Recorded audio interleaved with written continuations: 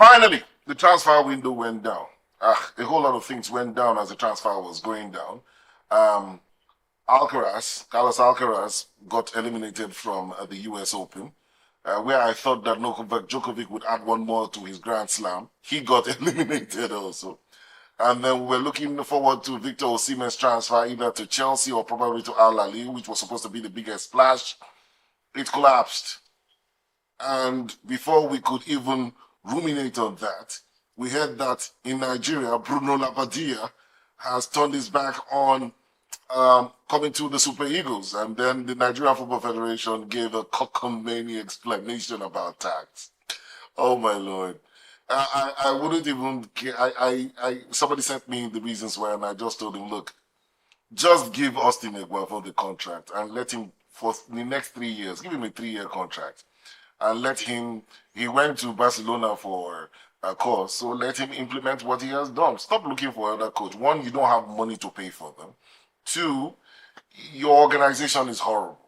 Your organization and it's horrible. And the fact that you're trying to explain that you botched this, explain the basic rules and principles of contract and all the due diligence that you had to do, you did not do, and you come to explain to Nigerians. It's an insult to Nigerians.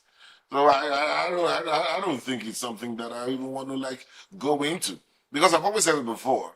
Administration has always been the problem of Nigerian football. Administration has been what has been holding Nigerian football or Nigerian sports from going to that level of contesting and competing against the likes of England, competing against the likes of the United States. We have 200 million people. A lot of us love sports to death, and yet we cannot achieve measure of success. Our success comes in spasms and by luck, and we celebrate it. And this is a perfect example. So, with the match against Benin Republic coming up, I said it in a platform, I fear for the Super Eagles, and this just makes it even more laughable.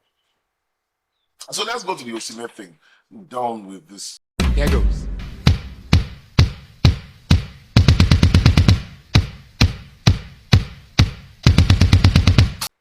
I will still say that I wasn't one of those who said that, I wasn't one of those who agreed to go into Al-Ahli, or neither was I a big fan of the Chelsea move. I wanted a situation where Victor Osimhen would have a platform where he would compete against the likes of Kylian Mbappe and Erling Haaland. For me, I think Victor Osimhen is that pure striker that should have the opportunity to shine, just like George Weah shone, and got the awards, but it didn't work out.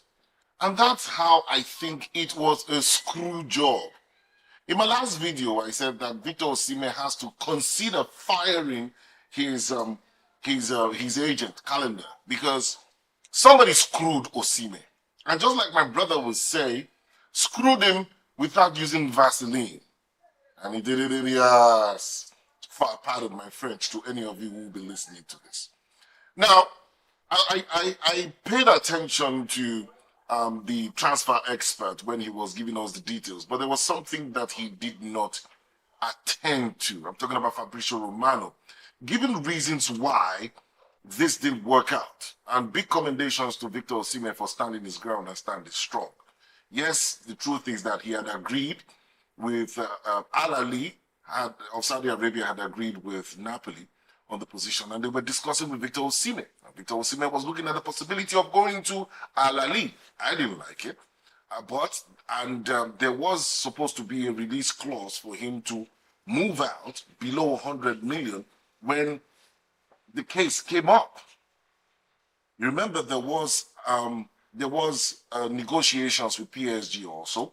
They agreed personal terms, and then Napoli flipped again. Now you want to wonder why Napoli kept flipping. They flipped against Al-Ahli, and for the case of Chelsea, as much as Chelsea, according to everything package that they put forward for Victor Osimhen, they didn't meet his fixed price. He wanted 300,000. Chelsea was ready to give him below 200,000, but the add-ons, goal scored, Champions League qualification, was going to add up to what about 300 plus. Osimhen didn't want that. Osimhen is a big player. He sees himself in the likes of, at the level of Haaland. He sees himself at the level of Vlahovic. He sees himself at the level of Lautaro Martinez. And I think that is right. I don't care what any other person says. Victor Osimhen is at that level. And so if Chelsea could not meet that obligation, Victor Osimhen stood strong and said, hell no. So where is Victor Osimhen right now? Before we look at that, I really think that somebody has to do something about Napoli and the way they turned and kept screwing with Victor Osimhen. Because as it is right now, Victor Osimhen says that he is done with Napoli. He doesn't want to play for them anymore. There's no way that he's going to turn back. And according to Fabrizio Romano, except an offer comes from the Middle East that matches what Al-Ahli offered on the ground, Victor Osimhen is just going to stay there, be a bone in the neck of Napoli, and they're going to keep paying him. Now, the trick to this, because Napoli has to do something, because Napoli has already spent the Osimhen money. 150 million or 130. They've already spent it. They bought Lukaku, they bought McTominay, and they got some other buys that amounted to 150 million. So they spent the money ahead, thinking that they were going to get Osimhen to Al-Ahli. And when Al-Ahli were ready to pay what they were going to pay, they kept increasing it because they needed to meet what they had already spent. They spent before they even sold Osimhen. Now, Osimhen is not at a loss. Osimhen has the bargaining chip. I so wish, I really wish. I was watching some of the analysis on the Chelsea platform. They still believe they can get Victor Osimhen in January, the January transfer window, and they believe that Osimhen can arm twist Napoli in January. Here's what I think as an African and as a Nigerian and somebody who cares and loves Victor Osimhen so greatly. Fuck them up. Fire that agent, because that was a screw job. He didn't advise Victor Osimhen well, or he did not protect the interest of Victor Osimhen then when Victor Osimhen should have left, because Victor Osimhen played all the right cards. He stayed back probably for one more season. Loyalty. He stayed back so that a Napoli player can win best footballer in Italy, which has not been done in a pretty long while. I think after Cavani or Higuain. He stayed back. That's loyalty. That shows love. So it's the club that is screwing Victor Osimhen. And even when PSG came, it shows that it was Napoli that made PSG move away, because they had already agreed personal terms with PSG. I mean, Osimhen had already agreed personal terms with PSG. So because Napoli had already spent the money, they wanted a bigger club when Al-Ahli came in.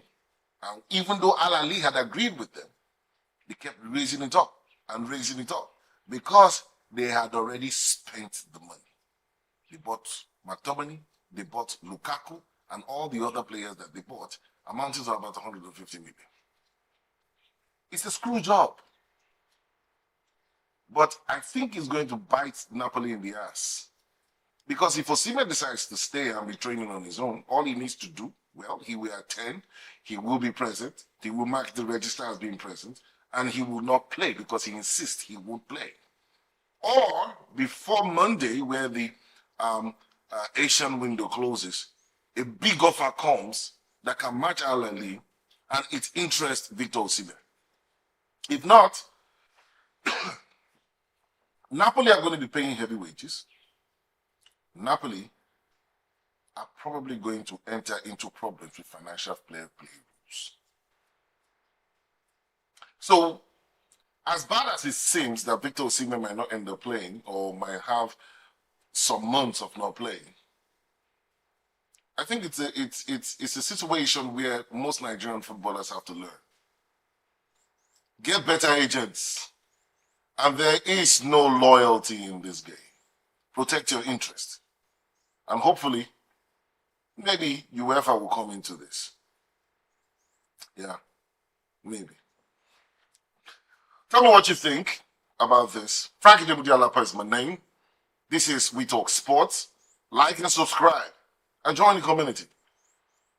I'm the greatest. I wanna keep this moment always be.